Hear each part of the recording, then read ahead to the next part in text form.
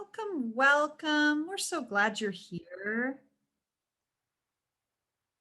Happy Friday. Thanks for spending your Friday morning with us here at 3CSN to talk all things guided pathways with Shasta College.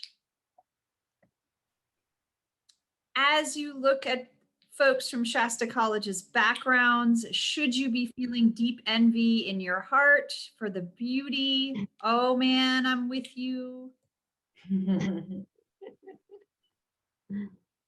going to give folks just another minute or so to get in, get comfortable, get adjusted, knock on our virtual door.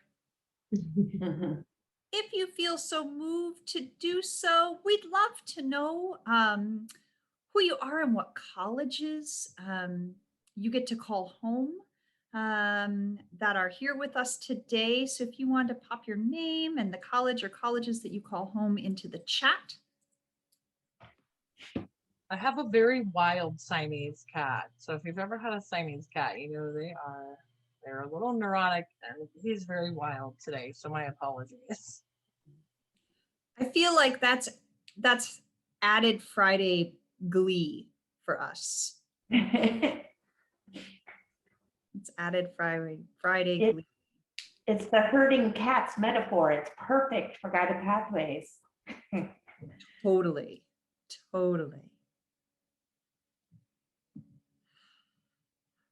Well, welcome, folks. Thanks for being here. Thanks for taking time on your Friday morning, especially at this point in the semester, to be thinking about guided pathways, which is this simultaneous move of thinking really big and thinking really detailed all at the same time, makes your brain stretch in and out. So you can count this as your physical activity for the day. I'm Nicole Bryant-Lesher. I'm English faculty at College of the Redwoods and a coordinator with 3CSN and a delighted neighbor of our presenter college today for the spotlight, which is Shasta College. We're neighbors with a long highway in between, but neighbors nonetheless. And I'm so excited to have Shasta sharing with all of you about their designing and dreaming process as it relates to guided pathways. I know personally that I've gathered so many great ideas from the team at Shasta that have helped me thinking with my own guided pathways team members at Redwoods. And so we're looking forward to a great conversation and lots of wonderful ideas today. With that, I would be delighted to have the Guided Pathways team and the regional coordinator connected to the far north. Go ahead and share. Would you all introduce yourself? Share a little bit. Hi, everybody. I'm Jen McCandless, and I'm from Shasta College. And I am a math instructor, but I'm also a faculty lead on Guided Pathways. And so I've brought some of the members of our Guided Pathways team along with our regional coordinator here today to help with this spotlight session. So I'll go ahead and hand it over to Carrie next. I am Carrie and I teach in health sciences at Shasta College and I am a faculty liaison for Guided Pathways. And Kate. Good morning, everyone. My name is Kate Mahar. I'm the Dean of Innovation and Strategic Partnerships, but I get to work closely with the Guided Pathway team, which has just been really an enjoyable experience. Sunny. Good morning, everyone. Sunny Green. I am the Guided Pathways Regional Coordinator for the San Francisco Bay Area and the North Far North. Shasta and Redwoods are two of the colleges I support in the North Far North, and I'm formerly counseling faculty from College of the Siskiyous. Awesome. Okay, so Nick, should we go ahead and get started? Sure. How about just a couple ways of being for folks who are in our session today. Shasta is going to take a few minutes to share with us, and during that time, we invite you to do whichever feels solid to you. If a question comes up and you want to make sure you don't forget it, you can pop it in the chat. Myself and my My colleague, Rebecca Moonstone, will be monitoring that chat. And so we'll see those questions come in. And then after Shasta is finished with their presentation, we'll have lots of time for dialogue and question answering and chatting of that sort. If anything technological happens while you're watching the presentation, please reach out to us in the chat and we can help to our Zoom abilities with that. So please let us know if there's something that we can do to help in that way. All right, I say go for it. Jennifer, before you start, it's a small group. Can we have the other introduced? That would be great. So we see in the chat that we've got, let's see, one of you is from Mission and we've got somebody from Fresno. Would you take a minute to just introduce yourselves? Do you mind? Yes, sure. I'm from Mission College and I work with the Student Service Department. I work in the SPS program. Great. Nice to meet you guys all. And I love the screen behind with the snow, the mountain of snow. We in California with drought now and look at the snow. That must be good. Yes. Thank you. Hi, I'm Jennifer McKenzie from Fresno City College. I am new, 1 year new to the California Community Colleges. Really excited about the guided pathways route that they're going. Came from a social services aspect, working with probationers and parolees, trying to get themselves situated. So now being here and staying student-centered focus has always been a big passion of mine. Seeing other people succeed. I am an admin assistant for the business division, and I am involved with our pathway team as well. Great. So I'm in a doctor's office in a waiting room, and I don't want to talk very loudly, but I didn't want to miss seeing Jen and Kate's presentation. So I'm just hanging out here waiting for my wife. So carry on, carry on. Thank you, David. That's funny. Okay. All right. So, so just to kind of start off, I just want to preface this by saying that I want to just sort of give when we talked about giving an overview of doing a spotlight session for today, what it kind of turned into was we can't really do a spotlight session without describing our journey, right, through guided pathways since we began at Shasta College. So I've prepared a presentation for you to highlight that journey and to kind of lead us to where we are today.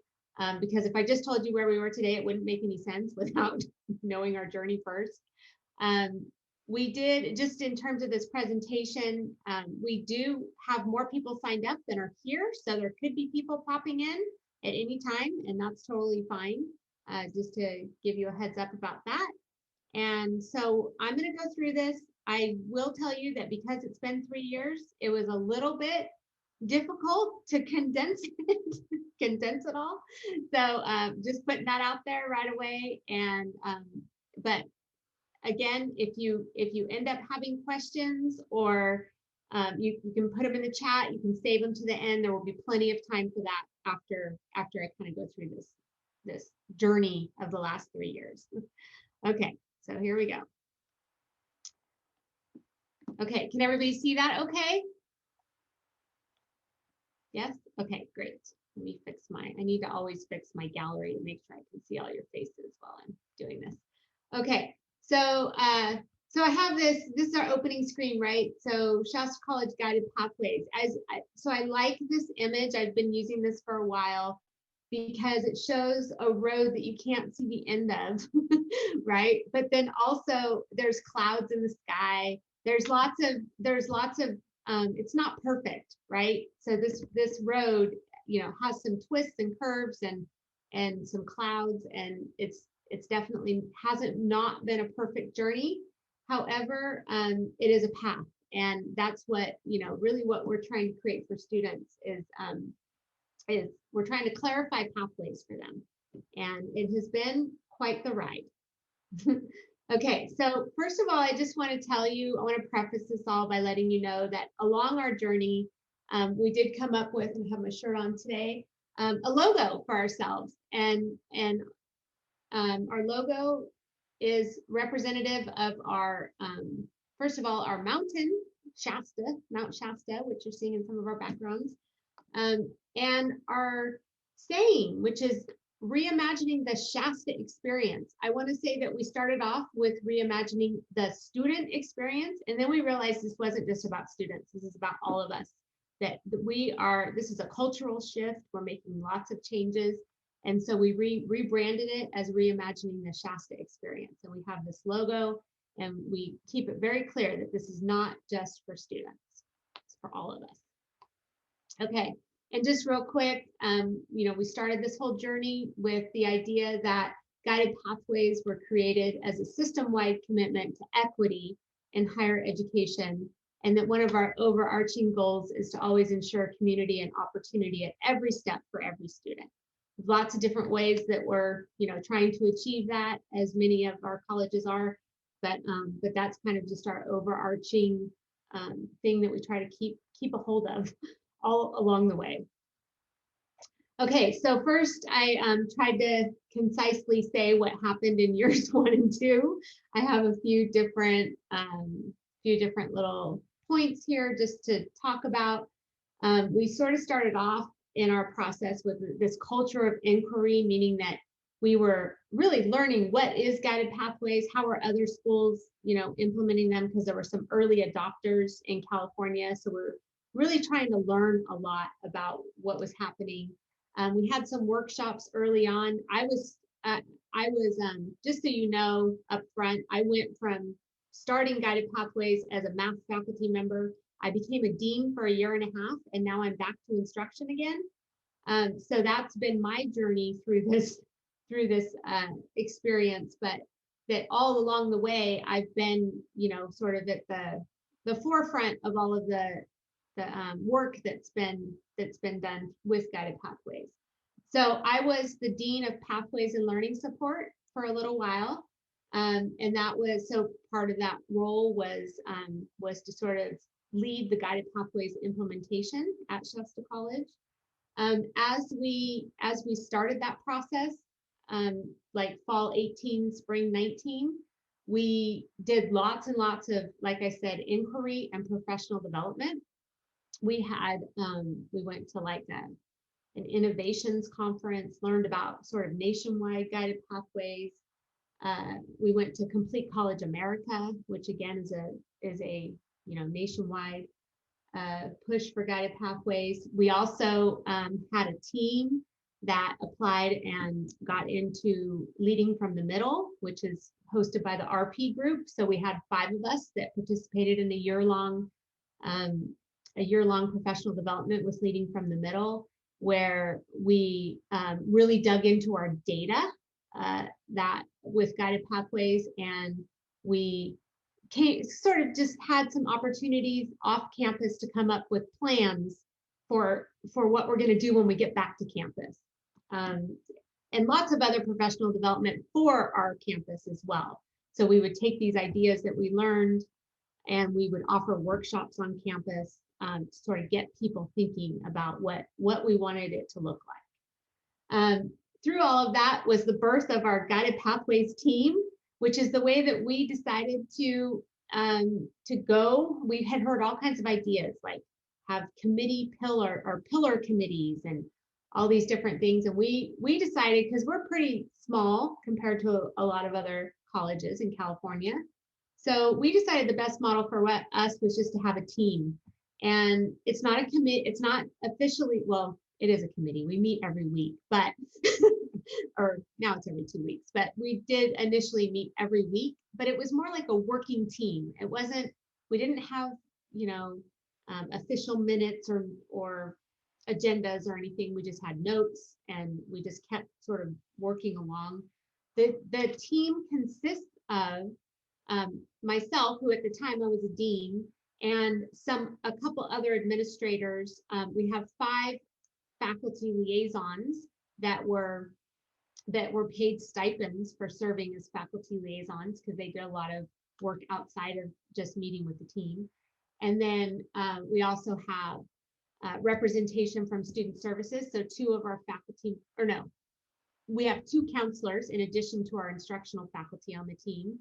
And then we also have some classified professionals on the team, one from student services, one from instruction. So we tried to make sure that our team was really representative of instruction, student services, and then also administrators, faculty, and classified professionals. We don't have a student on our team, unfortunately. We've always dreamed of that, but we haven't gotten there yet. I think by the time the pandemic hit, we were like, we can't ask students to do this right now. That would have been the time when we would have probably invited a student to join us. We have had some student input along the way, though. We have we hosted a couple of student panels. One was at one of our welcome back days for faculty. It was so great. We had it moderated by one of our team members, and students were just, you know, they were really upfront about how their journey went for them at Shasta College, or how it was going for them at Shasta College. So we got to learn a lot about what was working, what wasn't working.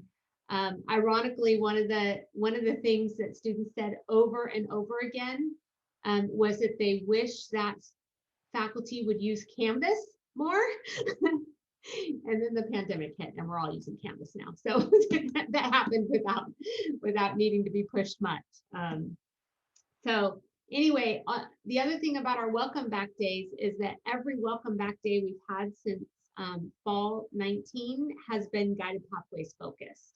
And we did have one earlier where we had Ron Johnstone come and talk about the general guided pathways.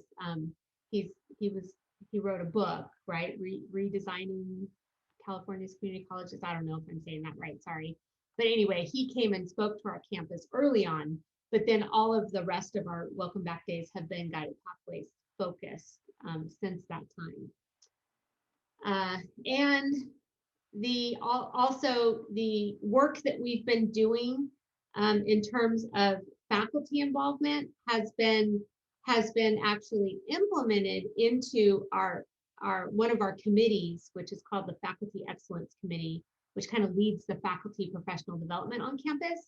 So as a sort of in the process, we have sort of handed over all the Pillar 4 work from Guided Pathways team to the Faculty Excellence Committee. And so they're kind of moving it forward now sort of on their own without the team. So that's been a process.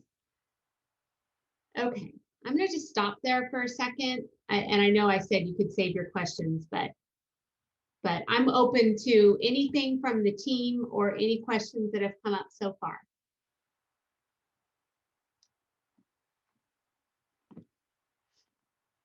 And I see we have one more participant. Yay, Tina. Okay. All right. So I'll keep going. If now or later, I just think it's really, I'm just noticing the way in which Shasta's layering guided pathways into other ways in which the college talks and learns to each other and with each other. And so just a thing I'm noticing, that if you as a team want to talk about that a little bit more, that seems really cool and innovative. So just awesome. Good. I'm glad you're noticing that, because it's coming. Okay. Okay. And the other piece on that too, I think the faculty did an amazing job of making guided pathways and equity synonymous. So it was, Flex Day is all about guided pathway, but yet, the keynote speaker is equity in the online environment. So we're talking about guided pathway, pause, we're talking about equity. Guided pathways is equity. And I think the faculty did an amazing job of just drilling that constantly. Yes, definitely. Okay, so here we are, year 3, right? After pandemic hits, we're not even sure if we're going to be able to continue our work, but we have. So took a little pause, like April, May of last year, right after it hit. And then by fall, we were back at it, kicking off with our Welcome Back Day. And then really, yeah, that's a good point, Kate, this infusion of equity throughout all of our work. So just a few little things about this year that have happened is our Leading from the Middle team that had participated in 1920 joined a virtual Leading from the Middle team, and their project was and is to work on reshaping our governance structure at Shasta College. It was something that we had learned when we were at the in-person Leading from the Middle.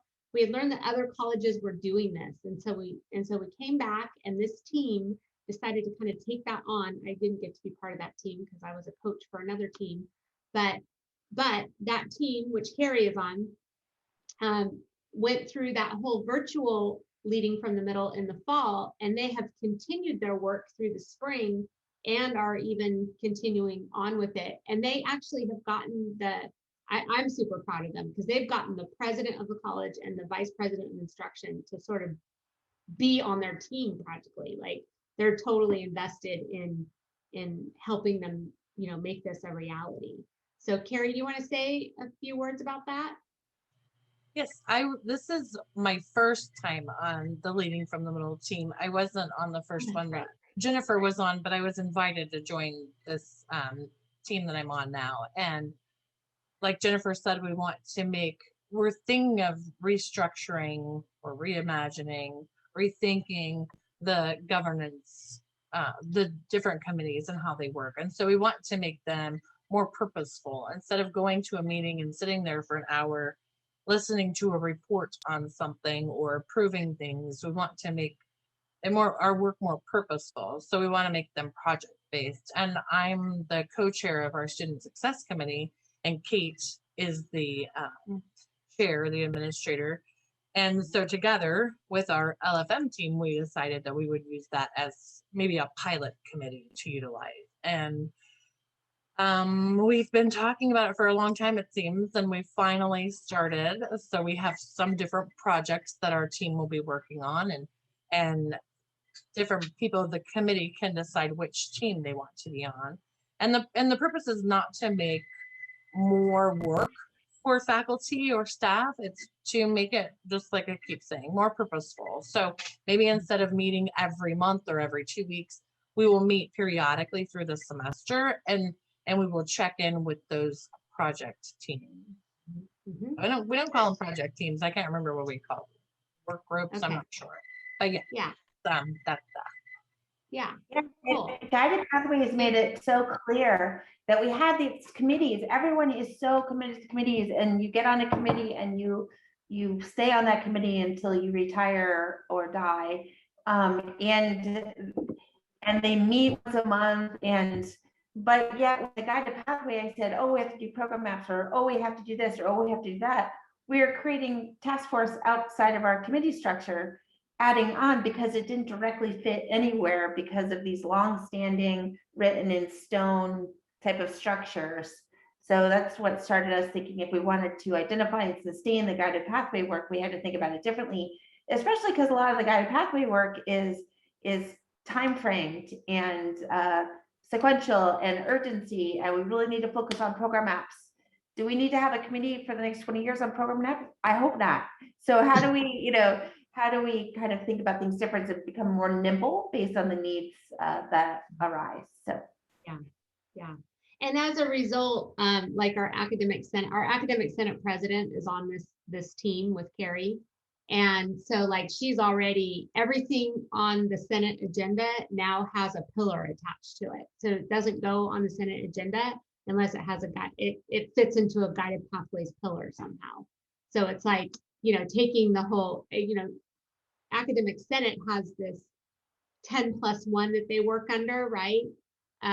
Of responsibilities, but then Guided Pathways has kind of been, put into that as well. So it's pretty cool to see it slowly happening, right? And all of this takes time. I mean, that's one thing, that's one huge lesson that we've gotten this. Everything takes time. And so the idea of, so the future, and that kind of goes back to what Nick was referring to earlier, we've been thinking a lot this year about how are we going to sustain this work in the future? Because next year our funding is over, right? Next year's last year of funding. And so we have, if we want to continue with some of these projects or even just the ideas that have been born out of this work, we need to infuse it throughout our campus. And so that's how we're doing that, is we're really trying to overhaul the governance structure in order to make sure that all of these ideas and the work is carried on. And going back to also what Carrie said, so they're trying to make more committees more project-based. So we wanted to, of course, Guided Pathways team, we've been doing that a lot, but we became even more project-based this year, to the point that instead of meeting every week, we would meet once every 2 weeks and just check in with each other. And we have a spreadsheet where we keep track of all of our projects that we're working on. And really, the every 2 weeks right now, and this is just part of the process, right, is just like, okay, where are you on your project? And how do we support each other? Or what else do we need to do? And, just things like that. So it's become very project-based, and sort of our team meetings are more of a check-in for those projects. Okay, so some other like huge things that have been happening this year that these projects are based on. We have developed interest areas, which is very exciting because that took a while as well. We actually ended up working through our academic senate to do that. We had all these ideas, but we wanted to make sure that we were inclusive, and that there was a lot of input. And so we ran it through academic senate, and we also asked like student services and other areas to take a look at it. But ultimately, all of our names of our interest areas we came up with, and I'll show you in a minute. But we have these other aspects of interest areas that were implemented as a result of that process. And that probably took like a whole semester of meetings, academic senate, feedback back and forth from the constituents back to the academic senate, and implemented into our final first draft, so to speak, of interest areas. We started off calling them meta majors, by the way, and then we switched to interest areas because we thought that was more, it was just more student-centered language. We've done a complete overhaul of our website. Our new website came out last summer. And along the way, since our new website came out, we have continually worked on how we're going to make like interest areas and all of everything appear on the website, everything related to Guided Pathways. And so that's been a lot of work this year. I've had the pleasure of getting to work with our website developer, which I had never worked so closely with her before. She's brilliant. And she's been working with our website designer a lot. Okay, so then those are sort of the technical things that have been going on.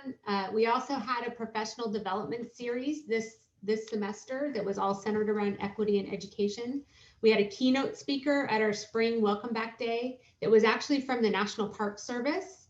Her and another colleague gave a keynote presentation, and it was a kickoff into a series that we did. It was like 3 Fridays, 2.5 hours, very intensive. So it was all focused on, learning about what our biases are. And it was very, very deep work and lots of involvement from our whole campus community, not just faculty. And we even had some actual community members come to our series as well, not just Shasta College community members. We are also our program review committee, and our program review process is using Guided Pathways as well. These two things at the bottom are more sort of like just starting. The program review is starting to, overhaul with Guided Pathways in mind. We're also doing an overview of our curriculum, or an overhaul of our curriculum, to make sure that we're calling it a cultural curriculum review, but again, we're just starting that. So there's not a whole lot there quite yet. We just started meeting to even talk about what that means. Okay. All right, so let me go. What I want to do next is just kind of go into the nitty gritty of some of this for you to get to show you some highlights of the work that we've done and that we're currently in. So I've kind of, I've started off with sharing our journey up until now, just so that you get an idea that it didn't just happen. Our work right now is kind of messy, but it's because, right?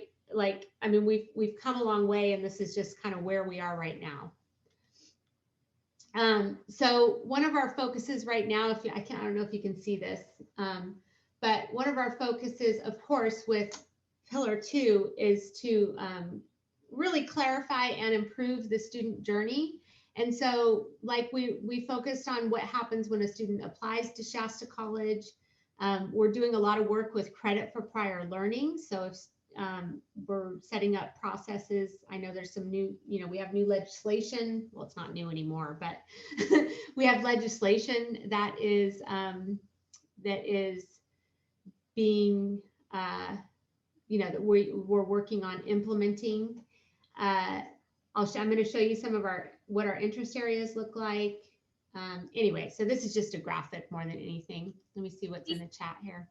Before Yep. Can you just make it a little bit? There we go. Just the words on the arrows. I know it's hard to see, so that's as far as I can go, unfortunately. Or maybe just read each one. So applying to Shasta College, credit for prior learning, interest areas, sample maps, website, and counseling. So these are the things that I'm going to focus on now. Okay, so is that better? Okay. So first of all, we all use CCC Apply. Some of us, when we started this, we didn't have CCC MyPath. Now we have implemented CCC MyPath. I'm also going to share about interest areas, but I want to show you what we've done with CCC Apply, what we're in the process of doing, I should say. So this is what it used to look like, or it still currently looks like, but it's being changed. So when a student goes in and applies to Shasta College, first of all, so I pretended, this was a while ago, but I pretended I was applying to Shasta College. I didn't know what I wanted to do, but then the next thing I had to do was pick an intended major. And there's 141 choices there.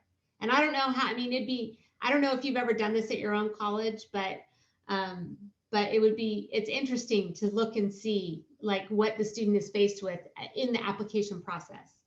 Okay, so I was appalled when I saw this. I didn't know about this before we started this work. And so one of the things we had seen was I had already seen at that point at a conference that there was a college that was doing it differently. And so what we're working on doing is, instead of selecting a degree, a student will soon be able to select a category. So for example, this is an interest area. I don't know if you can see that, but it says interest area, science, technology, engineering, and mathematics. Good. Okay, so instead of starting with a list of 141, now they get to say, oh, I like, those words sound, like I can connect to those. So then from there, then they would have a list of a much smaller list, because now it's only the degrees and certificates that are in that interest area. And one thing that we haven't quite figured out yet is, and I'm going to let Kate talk about it a little bit, but you can actually, in this part, there's a way that you can actually just say, I want to be in this interest area, but I'm undecided. I don't know what I want to major in yet. And so Sierra College figured out a way to do that. I'm not going to bring that I'm not going to bring there's a link here. I don't know what's happening. Go away. There, oh yeah, okay, so there's a link to a Shasta College rapid web, or not Shasta, Sierra College rapid webinar that Kate's going to share with you. She's going to share that link with you that addresses, because usually we can't let a student be undecided when they start because of financial aid implications. And so they have figured out a way to avoid that, like to still let students be undecided for a year. So Kate, did you want to say anything else about that? They started the work before the actual guided pathway grant cycle. It was identified as a priority for them beforehand. So they've always been a couple years ahead of the field. And they ran into this issue around financial aid and the undecided. So they actually worked with the Chancellor's office to get permission to try out a different procedure with the students that were undecided, as long as by the end of the first year they were decided. And so I put it's a YouTube video in the chat, and it's Sierra College's financial aid and our directors explaining exactly what they did to allow students to be able to get financial aid even if they hadn't declared a major. And it's remarkably easy. They're brilliant. And they also, as you'll see in the webinar, are happy to share what they did. They want other people to do it, and they know it's the best thing for students. So please take a look at that and follow up with either myself or with the folks in the video if you want more information. But we hear that a lot, that is just, it's not possible. Students have to decide something right away to get financial aid. And this is a pretty great alternative that they figured out. So kudos to our Sierra friends. Yeah. So we're done. We're not there yet, but we're not there yet, right? So we're hoping to be there soon. Okay. So lots of things are in progress. One of the things is our website. So this is what our website looks like right now, and I know it's hard to see, but basically for our meta majors, we have these, we have 10 of them, only 4 of them are here, but they used to be called meta majors. They're now called interest areas. For each one, we came up with three words to kind of go with that interest area, and then some questions to sort of draw students in. I'm going to show you a much better image in a minute. But this is what it looks like right now, but it's changing. So I want to show you what it's going to look like. Okay, so very soon, this is what a student will see when they go into explore programs.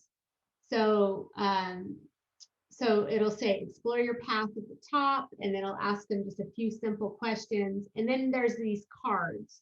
So for example, business and hospitality, there's a picture of actual students. There's an icon that they've created. And then there's the 3 words, lead, manage, organize. And then there's the questions that go with that interest area. So these were all created by mostly faculty and the Guided Pathways team. So business and hospitality, do you enjoy working with numbers? Are you a leader? There's more there.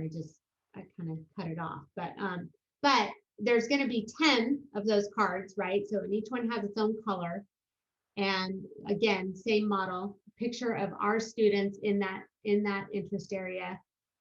This one, so this is the next 4. And if you click on one of them, the backside is all the areas, the programs of study that are in that interest area. So this one happens to be, and this is just a mock-up right now, so I can't really click on anything yet. But if they click on this particular interest area, which is people, culture, and society, it turns over and then it tells them all the programs of study that are in there. And they can click on one of these.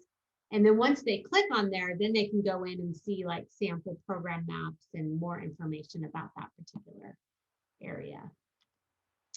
Okay. Yes, guiding questions, and thank you. And yes, the 3 words are action words. That's a good point, Nick. We tried to make that. That was definitely very purposeful. Okay. Sir, can I interrupt for a second? Sure. Yeah. Sorry.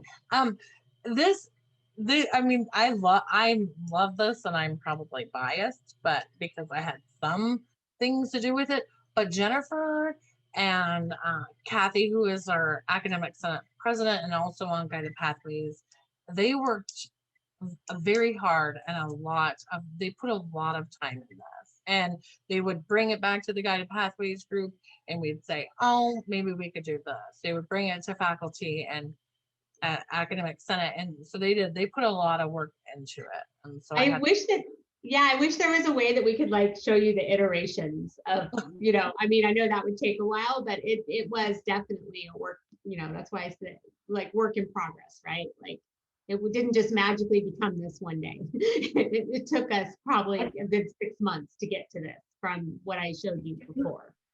So thank you, Karen. Jennifer, a big part of what you did also was always, again, with equity back to the group. Do these pictures represent our students? Are they inclusive? Right. Do they have good representation? Yeah. It was always the conversation of make sure they're balanced. It wasn't just males in STEM, and even in the original visual performing arts, the production that they showed had women kind of scantily dressed, and it was like, no, that's not the image that we want to put out there. So it literally just very equity focused as far as gender, race, ethnicity, age, really trying to make sure that the pictures grab folks and our students could see themselves in the pictures. Yeah. If you go back, thank you, Kate. I appreciate that. If you go back to the previous one, these pictures changed several times because we wanted to make sure that there was good representation and true representation. It was good, but it was true, right? Like it wasn't just made up. Like this is really how it is. But we wanted all students to be able to see themselves in these interest areas. So thank you, Kate. Can I have a quick question, Jen? Yeah. Okay, so for this, explore your path. So the student will see this during the application under CC apply, or after they already finish the application, and that's a good question. I didn't make that clear. No, they've already applied to Shasta College. This is just like when they start to go in and figure out what they want to do, even if they've already determined on their application that they want to be in, say, STEM, right? Okay. Then this would give them more information about what they could do in that interest area, just the possibilities. Thank you. Okay. Will this be on the website eventually in a way that if I'm a prospective student, I could see this potentially before I apply? Yes. There's actually, the way it works right now, like if you go on our Shasta College website and you go explore interest, or just there's some explore button. So they go and explore, and then at the bottom it does, there's a place where they can apply, right? They can apply to Shasta College. So it's just a general overview. Okay, good. Jen, there's a question in the chat. It says, how did you help the group sustain positivity and engagement through the long, detailed, and reiteration process? She's laughing. Sorry, that's a sneaky moderator question, but I'm just thinking about like it's a lot easier on the other side of 6 months of careful, detailed wordsmithing, image smithing, dialing back to questions of equity to say like, and we arrived here. But but it would be lovely for you to talk a little bit about what were some of the moves that you made intentionally as a team, knowing that that kind of tight, strong focus on something in drafts can take everybody's gas, I think that there were times when we had to make a choice, like, because as you know, educators are very opinionated, right? And so if we took every single person's opinion, right, including our own, I'm just going to be upfront. Like I had strong opinions about some things that didn't get, implemented or whatever. But you just really have to stop and ask yourself, what's best for students? We kept doing that. And there was a smaller, like Carrie said, like Kathy and I, we would come together and do that. And then I have another person that I work a lot with, where on the more technical stuff, and we just always went back to that, like what's going to help students? Like, and it's hard to do that because we're all in the nitty gritty, but I mean, I would say that's the one thing. It wasn't always positive though, just to be perfectly honest. There were times when it wasn't positive. So anyway, I feel like I'm running up against time. So I want to show you this. This is our interest area video that is, there's a few minor tweaks that are going to be done. It's not the final one, but it's the end of the year. And I think it's a good time to just kind of show you. This will also appear on that page with all the colorful cards. They will also get to see this interest area video. So let me hit my share sound here. So I know I have to do that. And then do this.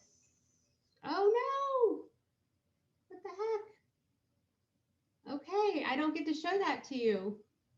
It's gone. Oh wait, maybe it's here. Hold on. Oh, there it is. Okay.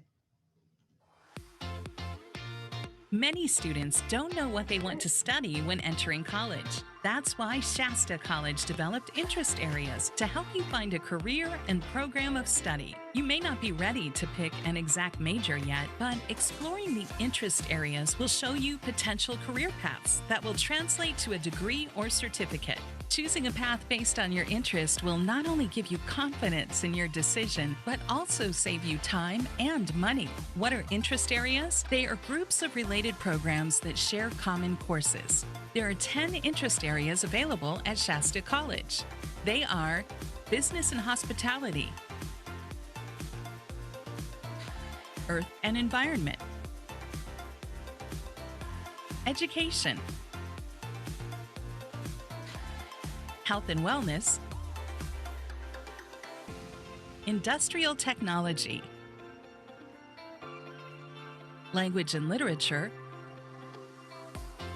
People, Culture, and Society, Public Safety,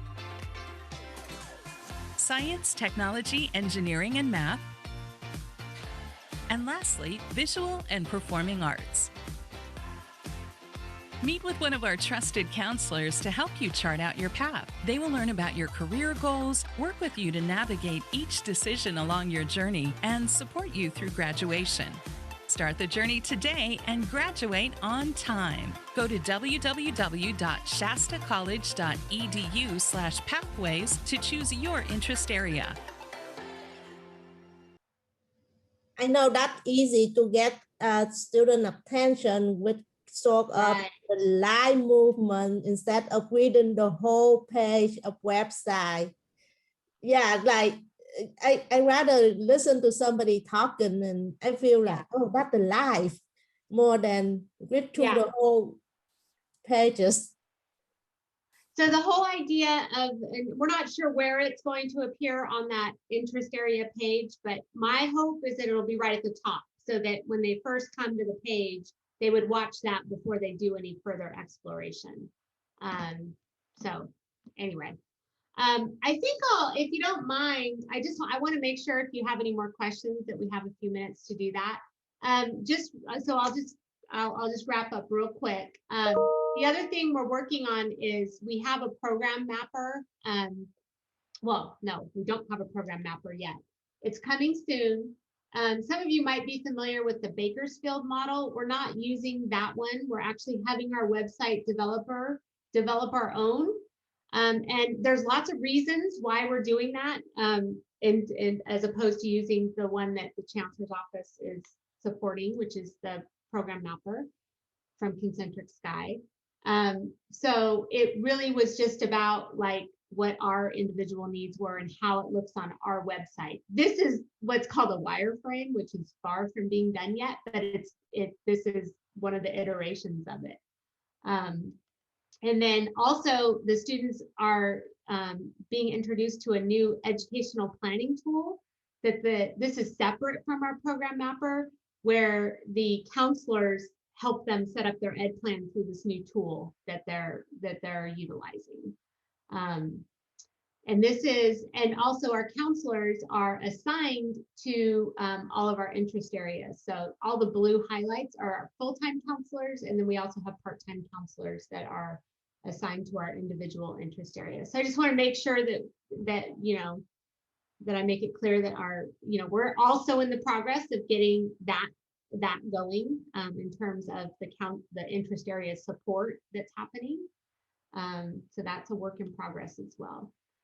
Infusion of equity practices in everything we do, right? Some examples of things that we've done, professional development wise for faculty. We had something called the Persistence Project that we're going to start up again. It kind of got halted by the pandemic, but if you want to hear more about that, we can probably do a whole nother session on that.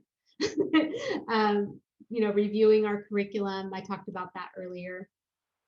And then these are some of the things that I already spoke to all these things, but they're just kind of like just starting, and we'll be working on next year and sort of trying, like I said, infuse into the, just the governance structure of the college. Okay, so thank you. All right, you want me to share about the Persistence Project? Okay, so we have a little bit of time. Hi, Keelan. So Persistence Project is something that we learned from Oakton College in Illinois. We learned about it at Leading from the Middle. And it's this very simple project that can be implemented by instructors, where they do these 3 certain activities in the first, I think it's 3 weeks of class, that Oakton College, once they implemented this project, they were able to increase persistence, meaning, having students persist from one semester to the next. And so when they did this campus-wide, they showed a very marked increase in persistence. And so we started it last spring, pre-pandemic.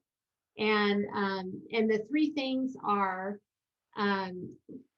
meet with every student in your class for 15 minutes during the first 3 weeks of the semester, which is a lot of work, but it makes a difference, and talk to them, not about the class, but about themselves. And then make sure you assign 1 assignment within the first 3 weeks and give feedback. And what was the 3rd thing? Somebody help me. Do you remember, Gary? I'm gonna say check in again. There was a check-in process after. Okay. I can't remember the 3rd thing off the top of my head. But they showed that. Was it names, Jim? Wasn't it just names? Oh yeah. Thank you. Yes, it was learning everybody's first name in the first 3 weeks. So in face-to-face classes, we gave everybody cardstock and Sharpies and said, let your students make little name cards for themselves to help you learn the name. So that just 3 very simple things that instructors can do, somewhat time consuming, but it was very cool. And we're going to start doing it again, hopefully in the fall. And the whole idea is to track the data. Yeah. I have a question on what you just said. So the instructor in the classroom talk to each student for about 15 minutes, something at the beginning? They set up an appointment with each student for 15 minutes. Yeah. Wow, that's a lot of work. I know. What we asked everybody to do was to select 1 class that, and if you had 5 classes, select the class that you think students are sort of more at risk in for, like dropping or leaving after 1 semester or that kind of thing. So select at least 1 class and do this. It is a lot. If the 30 students in the classroom, that will be wow. Yeah. I don't know how. And many of us used our office hours in the first 2 weeks or 3 weeks and just made 15-minute blocks, because a lot of students don't come to office hours in the first couple weeks, right? So that's true. And that's so imagine if the instructor willing to do that, because I know so many instructors, they just seem, I don't have time. Even the office hour about 30 minutes something, and some students I could not get in the office hour sometimes. Wow, I was surprised. That kind of a lot.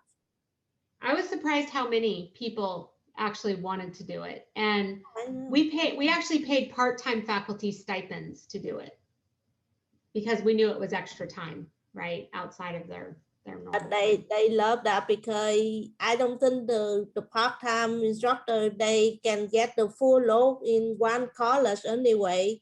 So Right. if the college willing to do that, instead of run to the other school, then they just take a little bit more work here, that would be best.